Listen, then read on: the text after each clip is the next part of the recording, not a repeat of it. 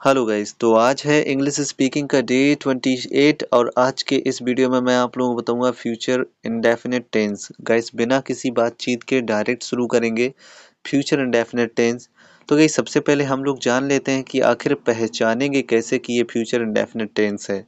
तो सबसे पहले आप लोग देख लीजिए इंडिकेशन, यानी कि अगर आपको किसी भी सेंटेंस के लास्ट में गा गी गे लिखा हुआ नजर आए और वहीं जो कार्य है अभी तक हुआ ना हो, आगे होने वाला हो, यानी कि भविष्य में हो, तो वहां पे तुरंत समझ जाइए कि फ्यूचर इंडेफिनिट टेंस है। चलिए एग्जांपल के जरिए देखते हैं। लिखा हुआ है वह स्कूल जाएगा, यानी कि अभी वह स्कूल गया नहीं है, जाएगा। और सेंटेंस के लास्ट में लिखा हुआ है गा, और यहाँ पे भी देखो इंडिकेशन में लिखा हुआ है गा, यानी कि ये वाला टेंस जो है ये फ्यूचर इंडेफिनिट का है। एक और देखते हैं, हम कार चलाएंगे, यानी कि चलाएंगे, अभी चलाई नहीं है, चलाएंगे। तो ये भी देखो लास्ट में गे लगा हुआ है और इधर पे भी गे लगा हुआ है, यानी कि ये दोनों के दोनों आपके फ्यूचर इंडेफिनिट टेंस हैं।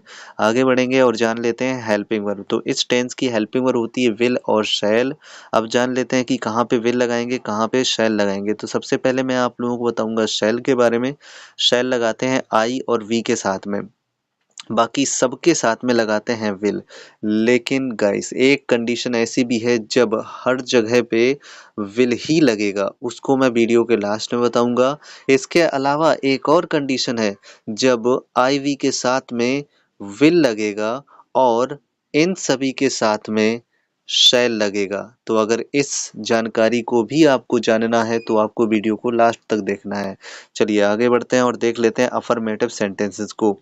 तो सबसे पहले हम लोग मेकिंग रूल देखेंगे। मेकिंग रूल होगा सब्जेक्ट सबसे पहले लगाइएगा, फिर इसके बाद विल या शैल में से एक लगाइएगा। जैसे कि यहाँ पे हमने इन्फॉर्म कर दिया हुआ है कि किन के साथ में विल लगाएंगे, किन के साथ में शैल लगाएंगे। इसके बाद में आपको लगाना है वर्ब, और वो भी फर्स्ट फॉर्म, इसके बाद में ऑब्जेक्ट। एग्जाम्पल के जरिए समझेंगे। वह स्कूल जाएगा, तो ये सेंटेंस है, इसको बनाते हैं। तो सबसे पहले रूल के हिसाब से, रूल कह रहा है सब्जेक्ट लगाओ, तो हम सब्जेक्ट लगा देंगे। ये रहा सब्जेक्ट, यानी कि वह जो है वो सब्जेक्ट है, तो इसको हमने लगा दिया। अब विल या शैल में से एक लगाना है, तो ही के हिसाब से ये रहा ही के हिसाब से क्या लगाओगे, विल, तो ही विल। अब इसके बाद में लगाना है वर्ब, तो वर्ब है इसमें जाना, जाएगा, यानी कि गो। और इसके बाद में टू, और इसके बाद में ऑब्जेक्ट, तो ऑब्जेक्ट हो जाएगा स्कूल। अब अगला एग्जाम्पल देखते हैं, हम कार चलाएंगे। तो इसको जब बनाओगे तो सबसे पहले हमें वही रूल के हिसाब से चलना है। सबसे पहले लगाना है सब्जेक्ट, तो सब्जेक्ट है हम, वी। इसके बाद में विल या शैल में से एक लगाना है, तो यहाँ पे लगा दिया हमने शैल। क्यों? क्योंकि वी के साथ में क्या लगेगा, शैल। ओके। आगे, अब आगे देखेंगे वर्ब, तो वर्ब लगा दिया। अब इसके बाद में लास्ट में लगाना है ऑब्जेक्ट, और इस टेंस का ऑब्जेक्ट है कार, तो ये हमने बना दिया। अब देखते हैं next, negative sentence. Negative sentences को बनाने का तरीका मैं ऑलरेडी आपको बता चुका हूँ। अगर आपने नॉट का यूज नहीं देखा है और डब्ल्यू एच फैमिली के दोनों यूज नहीं देखे हैं तो आप उनको जरूर देखिए, लिंक डिस्क्रिप्शन में मिल जाएगा। उसके बाद में आपको कभी भी नेगेटिव सेंटेंस और इंट्रोगेटिव सेंटेंसेस को पढ़ने की जरूरत नहीं पड़ेगी। आइए देख लेते हैं। तो सबसे पहले मैं आप लोगों को बता देता हूँ कि हेल्पिंग वर्ब के तुरंत बाद नॉट लगा दीजिएगा, बस इतना सा काम करना है आपको। तो देखो यहाँ पे मेकिंग रूल देख लेते हैं, और मेकिंग रूल में भी आप देखो यहाँ पे विल सेल हेल्पिंग वर्ब है, और इसी हेल्पिंग वर्ब के बाद में नॉट लगा हुआ है। यही आपको सेंटेंसेस के बीच में भी करना है। एग्जाम्पल के जरिए देखते हैं, वे खाना खाएंगे। अभी आप देख रहे हैं कि ये जो है ये सिंपल सेंटेंस ही है। जी हाँ, मैंने जानबूझकर इसमें नहीं नहीं लगाया हुआ है। अब ये सिंपल सेंटेंस है तो इसको तो आप आसानी से बना सकते हैं। मैं जल्दी से इस सेंटेंस को बना देता हूँ। यहाँ पे मैंने ये सेंटेंस बना दिया। अब मैं इसी सेंटेंस में यहाँ पे नहीं लगाता हूँ। देखो मैंने नहीं लगा दिया, ठीक है। वे खाना नहीं खाएंगे। और अब इस सेंटेंस में आपको क्या करना पड़ेगा, सिर्फ विल के तुरंत बाद नॉट को लगा दीजिए। ये लो, और नेगेटिव बन गया। अब दूसरा एग्जाम्पल देखते हैं, और दूसरे एग्जाम्पल को मैं आपको प्योरली रूल के जरिए ही बताऊंगा। जैसा जैसा रूल कहता जाएगा वैसा वैसा करते जाएंगे। तो सबसे पहले रूल कह रहा कि सब्जेक्ट लगाइए, तो इस सेंटेंस का सब्जेक्ट है वह, तो हमने यहाँ पे ही लगा दिया। अब रूल के हिसाब से विल या शैल में से एक लगाना है, तो आपको यहाँ पे बता चुका हूँ कि ही के साथ विल लगेगा, तो यहाँ पे लगा दिया। अब आपको विल या शैल के बाद में यानी कि हेल्पिंग वर्ब के तुरंत बाद नॉट लगाना है, तो आपको इसी के तुरंत बाद क्या लगाना होगा, नॉट। यहाँ पे हमने नॉट लगा दिया। इसके बाद में वर्ब, और इसके बाद में ऑब्जेक्ट। तो वर्ब है अपना सिखाना, और ऑब्जेक्ट है कार, तो teach car. He will not teach car.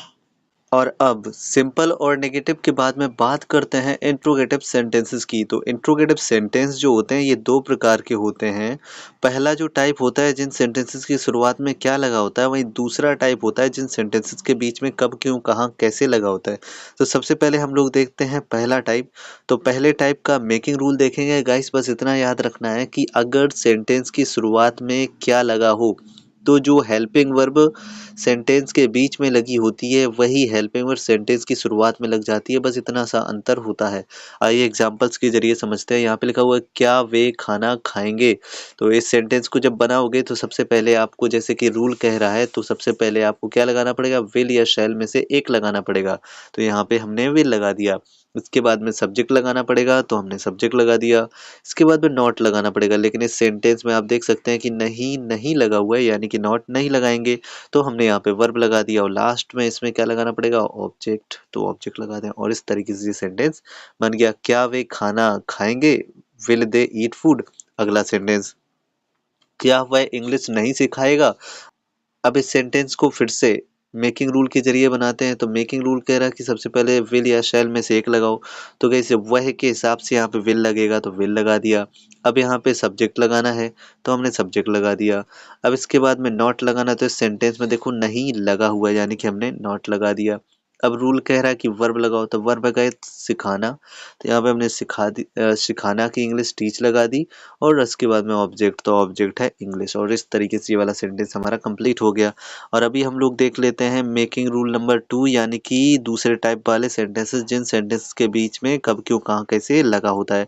तो इसको जब बनाओगे तो आप चेक करो, यहाँ पे विल सेल से स्टार्टिंग है और यहाँ पे भी बिल्कुल सेम रूल लिखा हुआ है, लेकिन थोड़ा सा अंतर है कि शुरुआत में यहाँ पे क्वेश्चन वर्ड लगा है, यानी कि पूरा यही सिस्टम होगा, यानी कि पूरा इसी प्रकार से बनाएंगे, लेकिन बस शुरुआत में जो भी क्वेश्चन वर्ड सेंटेंस के बीच में लगा हुआ उसको शुरुआत में लगा देंगे।